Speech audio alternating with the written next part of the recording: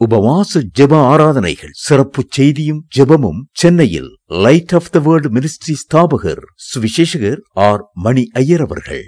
கோவில் பூசாரியாக இருந்து இயேசுவின் ஊழியராக ஊழியம் செய்து வருகின்றவர். நாள் இந்த மாதம், அதாவது டிசம்பர் மாதம் 28, 29 சனி ஞாயிறு ஆகிய 2 நாட்களிலும் சனிக்கிழமை துரைசாமியாபுரம் அருகிலுள்ள மீனாட்சியாபுரத்தில் இருக்கும் பரிசுத்த லூகா CSI ஆலயத்தில் காலை 9:30 முதல் பிற்பகல் 1 மணி வரையிலும், 29ஆம் தேதி ஞாயிற்றுக்கிழமை கோமதி முத்துப்புரத்தில் உள்ள பரிசுத்த ஸ்தேவான் ஆலயத்திலும் காலை 8:30 முதல் பிற்பகல் 12:30 மணி வரையிலும் தேவ செய்தி அளிக்க இருக்கின்றார்கள். இந்த 2 கூட்டங்களிலும் பாடல் ஆராதனைகளை நடத்துகின்றவர்கள் light of the world ministry பாடல் குழுவினரோடு, சென்னையில் ஆர் சுந்தரம் பாடல் குழுவினரோடும். அன்பிற்குரியவர்களே, இவ் ஆராதனையின் முடிவில் சுகவீரமானவர்கள், பிசாசின் பிடியில் உள்ளவர்கள், மனநோய் உள்ளவர்களுக்கு தனித்தனியாக ஜெபம் ஏறெடுக்கப்படுகின்றது. திரளாய் கலந்து கொண்டு இறையாசி பெற்று செல்ல உங்கள் அனைவரையும் கனிவுடன் அழைக்கும் ரெவரண்ட் J.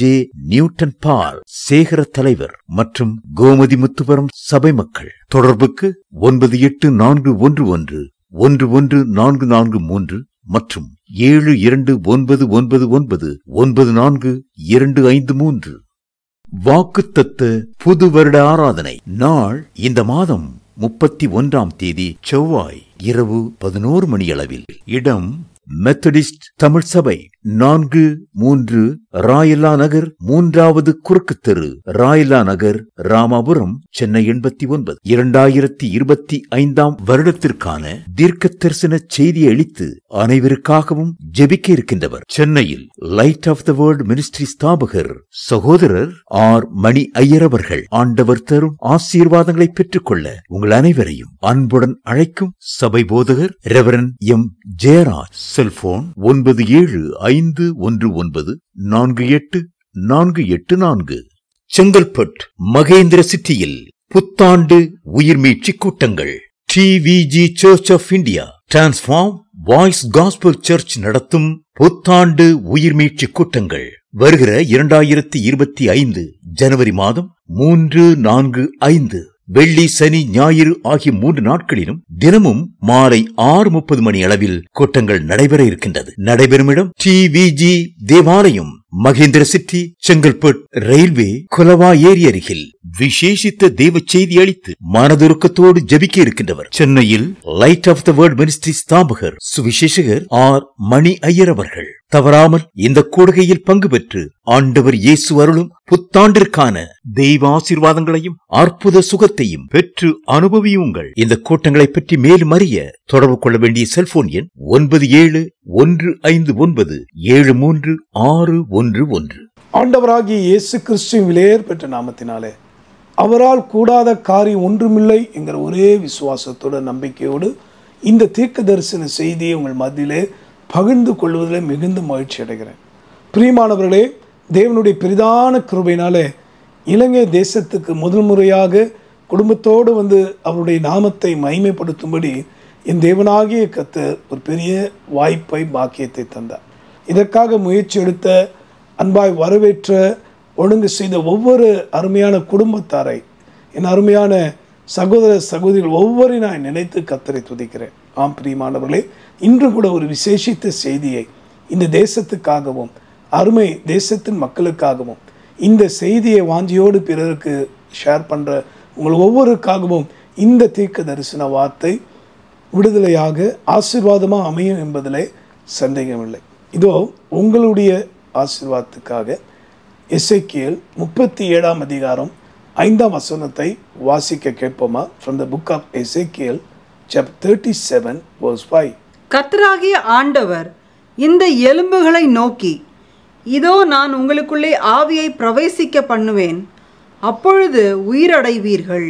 இனி என்ன சம்பவிக்க போகிறது என்றால், விசேஷமாக நாம் அதிகமாக ஜெபிக்கிற ஒவ்வொரு தேசங்களில் முக்கியமான இடத்தை பிடிக்கிறது இலங்கை தேசமும் கூட.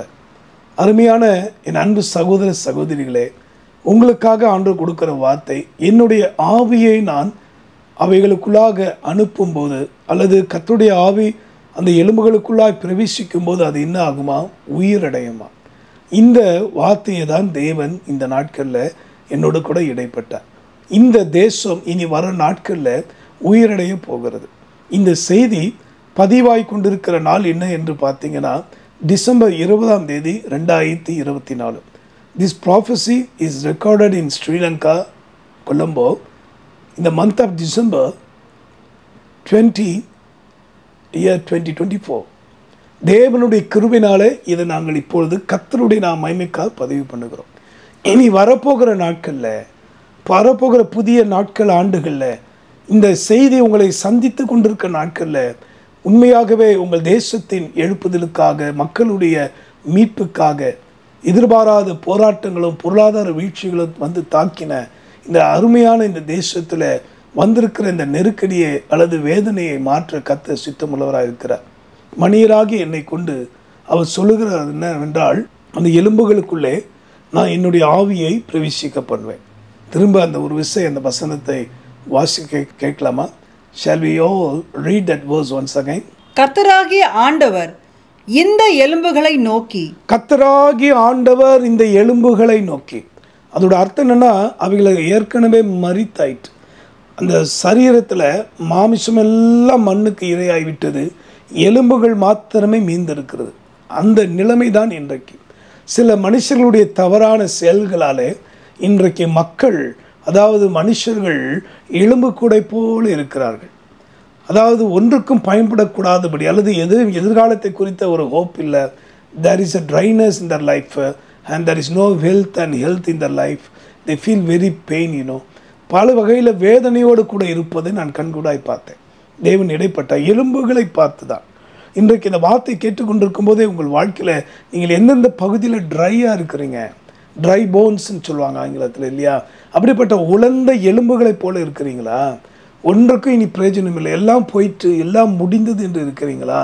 இந்த சமயத்தில் தான் கர்த்தர் சொல்கிறாரு, எலும்புகளை பார்த்து, இலங்கைங்கிற என் தேசமே உன்னை பார்த்து, இந்தியாங்கிற தேசமே உன்னை பார்த்து, கனடாங்கிற தேசமே உன்னை பார்த்து, இன்னும் மீட்புக்காக, விடுதலைக்காக காத்து கொண்டிருக்கிற, வறுமையின் உச்சக்கட்டத்தில் இருக்கிற உகாண்டா, இன்னும் சோமாலியா போன்ற தேசங்களை பார்த்து, எலும்புகளை பார்த்து, இனி ஒன்றுமில்லை என்று நினைத்து கொண்டிருக்கிற ஒவ்வொரு மனுஷர்களை பார்த்து கர்த்தர் என்ன சொல்லுகிறார் தெரியுமா?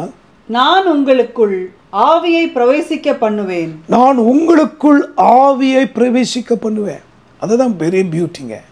இன்னைக்கு கர்த்தருடைய ஆவியானவர் எங்கேயோ அங்கே விடுதலை உண்டு.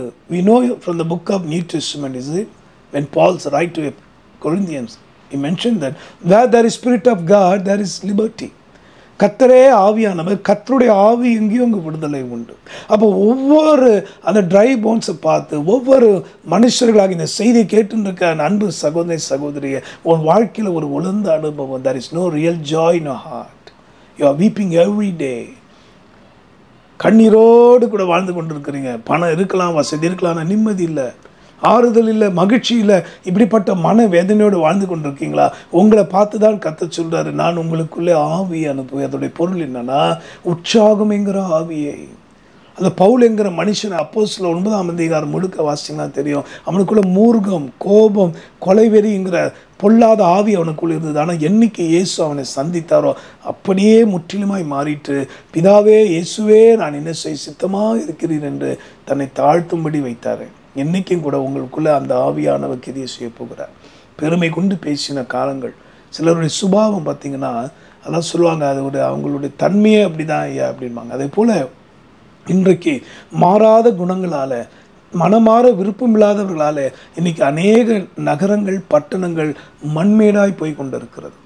இன்றைக்கு தீவிரவாதத்தை அதிகமாய் உற்சாகப்படுத்தக்கூடிய சில தேசங்கள்லாம் என்ன ஆகுது, இப்போ வறுமையிலும் கஷ்டத்திலும், அதே போல் ஊழலை, அதாவது பிரைப்னு சொல்லுவாங்க, ஊழலை, பலவிதமான தீங்கை அப்படி ஊக்குவிக்கிற மக்கள் தேசம் பார்த்திங்கன்னா இந்த உலர்ந்த எலும்பு போல் மாறிடுறாங்க. ஆக தயவு செய்து உங்களுக்குள்ளே இப்போ கர்த்தருடைய ஆவியானவர் கிரியை செய்ய இடம் கொடுங்க. அவர் வந்து விட்டால் எல்லா பழையவைகள் புதியவையாய் மாறிடும், எல்லா பழைய மனுஷன் டோட்டலாக மாறிடும். இந்த வேத வார்த்தையின்படியே அவர் தமது ஆவியை உங்களுக்குள்ள அனுப்ப போகிறார். அப்போஸ்தலர் 2ஆம் அதிகாரத்தில் முதல் 2 வாக்கியங்களை பார்த்தீங்கன்னா, 120 பேர் மேல் மாடியில் கூடியிருந்த போது ஆவியானவர் இறங்கி வந்தார். அதே ஆவியானவர் இப்போ உங்களை ஒவ்வொரு மேலே இறங்கி வருவதை நான் பார்க்குறேன். உங்கள் தேசத்தை மேல் வரணுமா?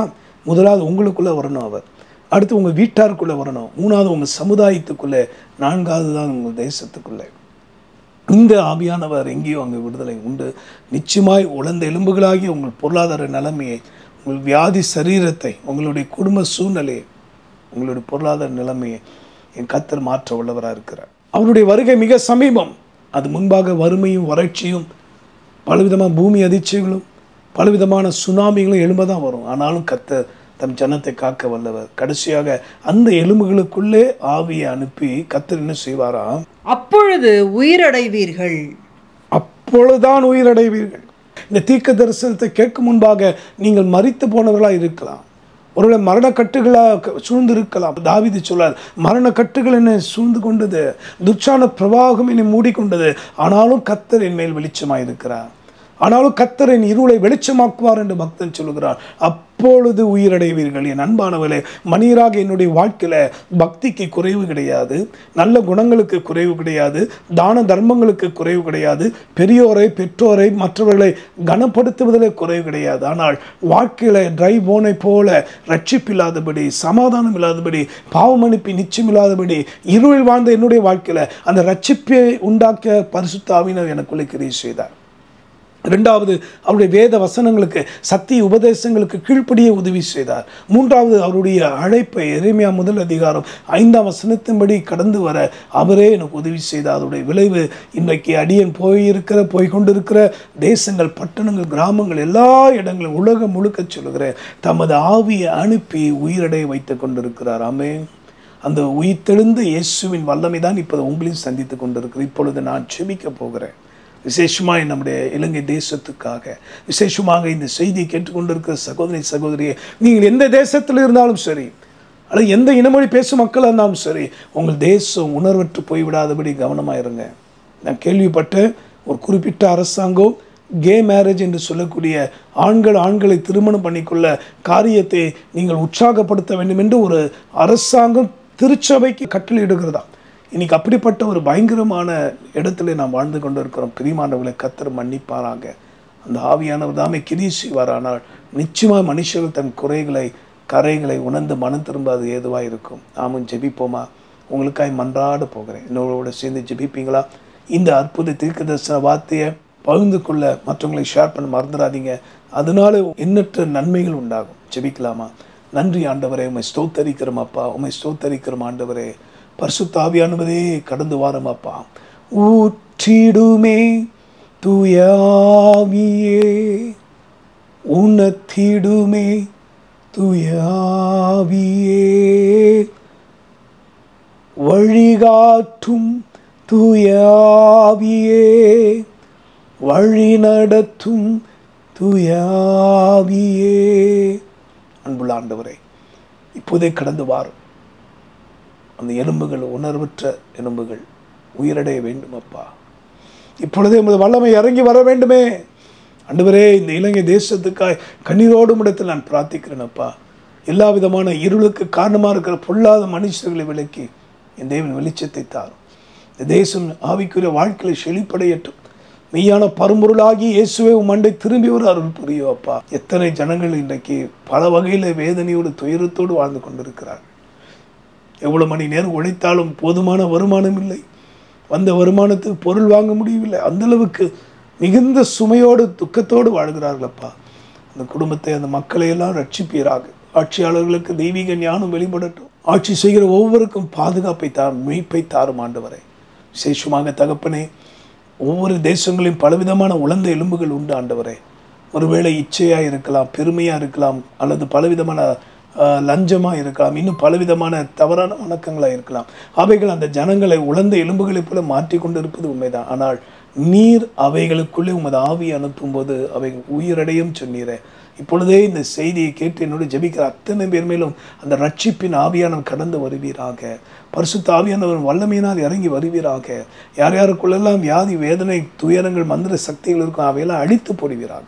கத்தனை விடுதலையாக்கினீரே, உமக்கு ஸ்தோத்திரம். வல்லமை இறங்கிக்கா நன்றி, புகழ் துதி உமக்கே.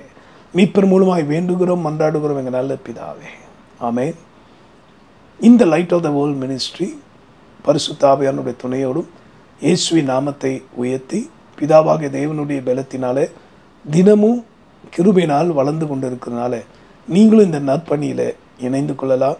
முடிந்த அளவுக்கு தயவு செய்து முழங்காலில் இந்த அடியேனையும் இந்த லைட் ஆஃப் த வேர்ல்ட் மினிஸ்ட்ரியும் நினைவு கூறுங்க. கர்த்தர் உங்களையும் உங்கள் குடும்பத்தையும் உயிரிடை செய்து விட்டார், இனிமேலும் உங்களை உயிரிடை செய்வாராக. நீங்கள் நெறிந்த நாளலை போல அல்ல, மங்கியரின் திரியை போல அல்ல, இன்னிலேருந்து கர்த்தருக்காக இனி பிரகாசிக்க போறீங்க. கர்த்தர் உங்களையும் உங்கள் திருச்சபையாரையும் உங்கள் தேச மக்களையும் அபிரதமாய் ஆசீர்வதிப்பாராக. ஆமென். கர்த்தருக்கு சோத்திரம். இவ்வளோ நேரம் தேவனுடைய வார்த்தையை கேட்டு நீங்க யூடியூபில் சப்ஸ்கிரைப் பண்ணுங்க, மறக்காம பெல் ஐக்கான் கிளிக் பண்ணுங்க. தேங்க்யூ. அன்பார்ந்த நேயர்களே, இன்று